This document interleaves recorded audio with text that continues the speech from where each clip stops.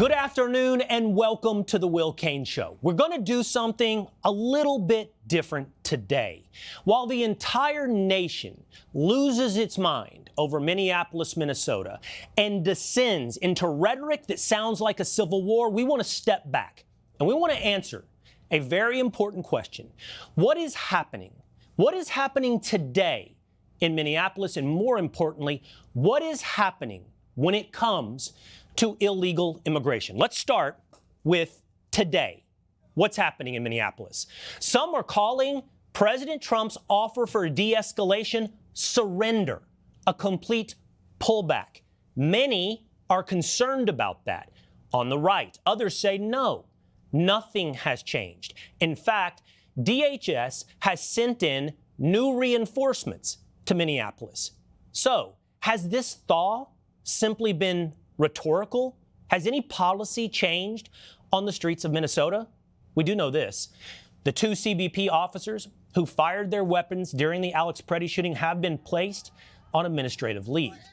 So, is it pedal to the metal, or has there been a de-escalation? Is there a change in policy, or has this all been a calmer diplomacy?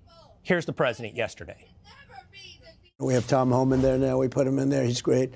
And they met with the governor, the mayor, everybody else, and we're going to de-escalate a little bit. But I will tell you, you look at the numbers, they're doing better than they've done in many years because we took thousands of criminals out of Minnesota. Let's get, though, together to the bigger, more important, real conversation. What's really happening on illegal immigration? What is this fight about? According to the left, this is about stopping Nazis, an authoritarian regime. This is about love. No. We know what this is about. This is about power. And more to the point, Democrats' desperate play to cling to power. If it weren't about power, then a very reasonable offer stands on the table from the White House. In fact, just published yesterday from the White House, this is what they offered to Democrats. The Trump administration wrote these 4 points. 1, turn over all incarcerated or active warrant criminal illegal aliens for immediate deportation. 2, transfer all criminal illegal aliens arrested by state and local police. 3, assist federal authorities in detaining criminal illegal aliens wanted for crimes. And 4, Democrats must work with the federal government in the rapid removal of all criminal illegal aliens. Reasonable, straightforward, easy. An easy yes, one would think, because everyone gives lip service to deporting criminal illegal aliens. So why not accept the offer, Democrats? Well, the response came, of course, from Minneapolis Mayor Jacob Frey. He wrote, I made it clear that Minneapolis does not and will not enforce federal immigration laws. Well, that message from Frey got back to the president, who wrote on Truth Social. Could somebody in his inner sanctum please explain that this statement is a very serious violation of the law and that he is playing with fire? But Frey is not afraid of being burned. He posted a picture of what the president posted and wrote, the job of our police is to keep people safe, not to enforce federal immigration laws. But you see, no one is asking Minneapolis police to enforce immigration laws. Instead, what they have been asked to do is honor ICE detainers, something done by literally dozens of other states in the United States of America. That allows it so that illegal immigrants charged with crimes can be turned over from city and county jails. But see, Governor Tim Walz of Minnesota reveals that this is about something much bigger. All of this drama, everything you see playing out on the streets of Minneapolis and St. Paul, that's about the ever-elusive immigration reform. These folks that are out there on the streets, they're very skeptical, and rightfully so. So the mood is, there's a hint of hope and optimism, but there is a resolve that says, you know, the end of this is not Greg Bovino leaving. The end of this is a sane policy on how you do immigration reform and stop an attack by the federal government on a state. a sane policy on immigration reform like the ones that have already been elected by the people of the United States, ones voted on by a majority, ones already passed through the democratic process? No, this sounds like, Governor, a change. Immigration reform through the violence of a mob. This sounds like taking the American people hostage to change policies to the will of certain Democrats.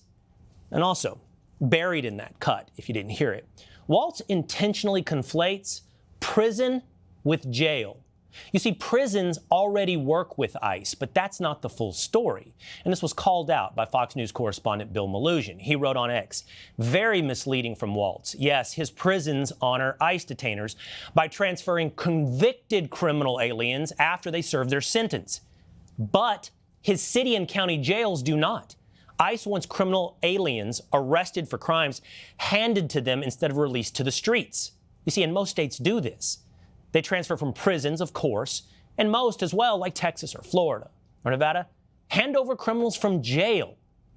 The fight with sanctuary jurisdictions is over ICE detainers ignored at city and county jails for people who have already been arrested, not yet convicted.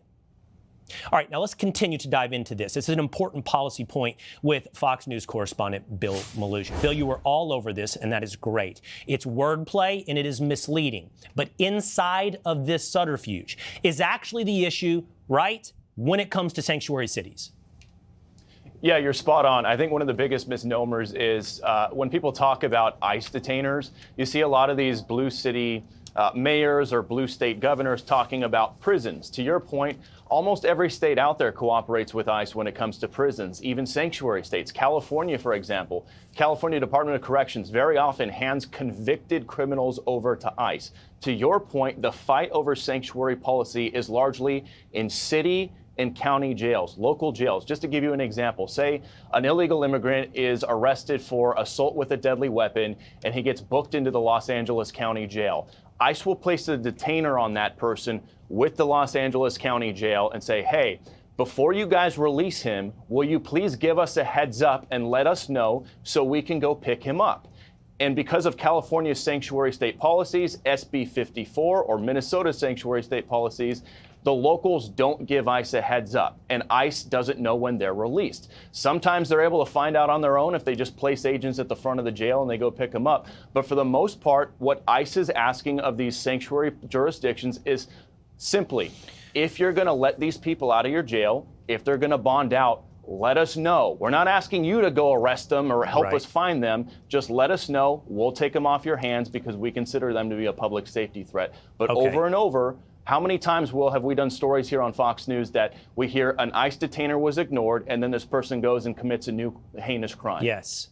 Now, I want to dive in together as well, Bill. You're well versed on this, on the other aspect of what Waltz has to say. He reveals with the Bulwark that what he's looking for is immigration reform. There are reports that Democrats want to require ICE to get a judicial warrant before detaining an illegal immigrant. You wrote about this. We'll go back to what you posted. If reports are true that Democrats are demanding judicial warrants for all ICE arrests as part of this new DHS funding bill, that will take a massive amount of targets off the board for ICE.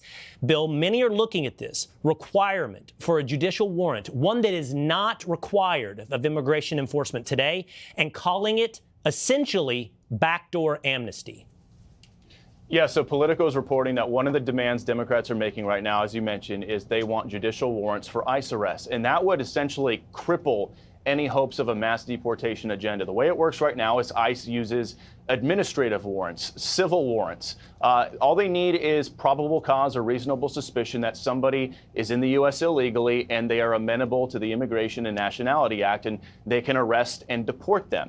If you require a judicial warrant for every single arrest, that means that that person would have to commit a new federal crime after entering the country illegally. And you would then have to go to a federal judge or a federal magistrate to get probable cause to sign off on a warrant that a new federal crime was committed. And what's important is the feds don't enforce local or state laws, right? So if somebody gets arrested for child rape or attempted murder, if you need a judicial warrant, those aren't federal crimes. Right. Those are crimes that are committed at the state and local level. So there would if you're be- going to say ICE has to go get a judicial warrant, it has to be some sort of new federal felony to go pick them up. Right. So what you're explaining to us very, very lucidly is that you would not have the capability of deporting anyone unless they committed exclusively a federal crime. That would be the effect of a push for judicial warrants. Bill, incredibly educating. Thank you so much for being with us here today. Thanks, Will. I do want to keep driving forward on this, okay, because we have to answer the question, what is this really about on illegal immigration? Well, Jay, if you listen to the left and Minneapolis Mayor Jacob Frey, this is all about everything that you're seeing on the streets. It's about love.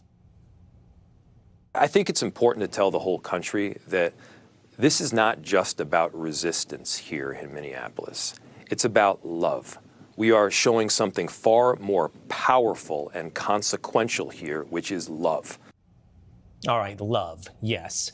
Let's take that invitation up, because this is not the first time we've heard that, Mayor. We've heard that as well across the world, whether or not it's real or it's fake, the idea that you're the compassionate one seeking love. We saw this play out in Sweden. Okay, how did it work in Sweden?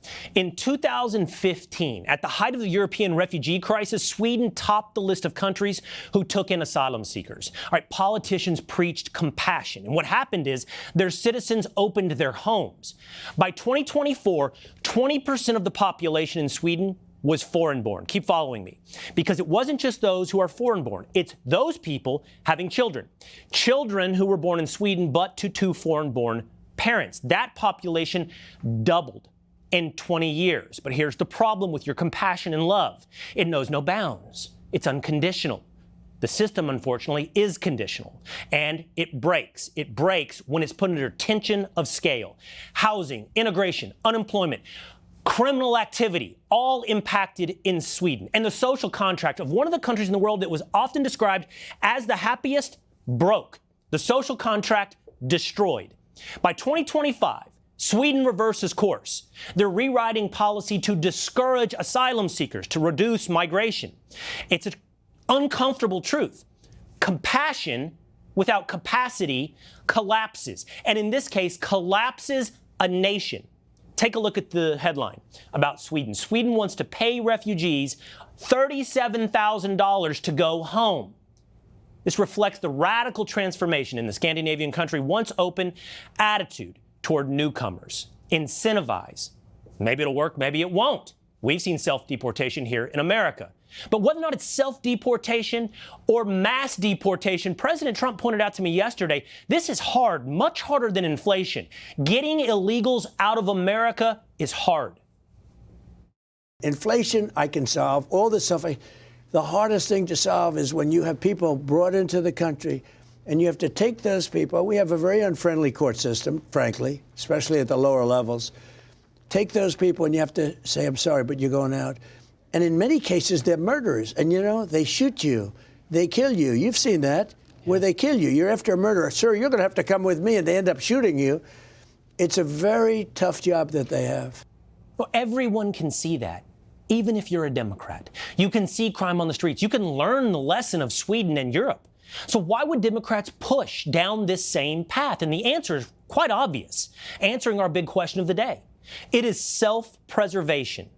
The party does not want to lose on this issue because it means losing votes. Take a look at the 2030 forecast for the census. It predicts states like Texas and Florida gaining seats, while states like California, Minnesota, and New York losing seats. That means President Trump, with this map, would have smoked Kamala Harris without the Rust Belt, without the blue wall. It means Democrats are in real trouble of winning future elections.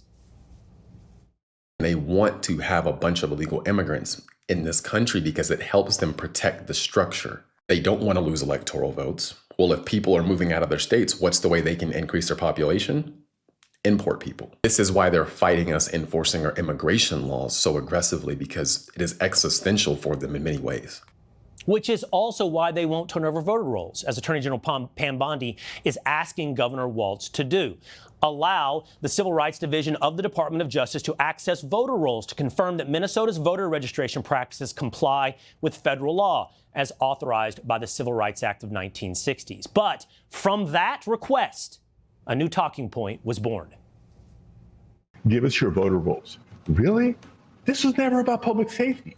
This is all about rigging the election. Donald Trump has made it clear that he intends to try to interfere in the upcoming 2026 election. They're authoritarians and they're trying to take over this country, and they no longer think we need elections. What is happening? The preservation of power. Hey, it's Will Cain. Click here to subscribe to the Fox News channel on YouTube. It's the best way to get our latest interviews and highlights. And click to subscribe to the Will Cain podcast for full episodes right now.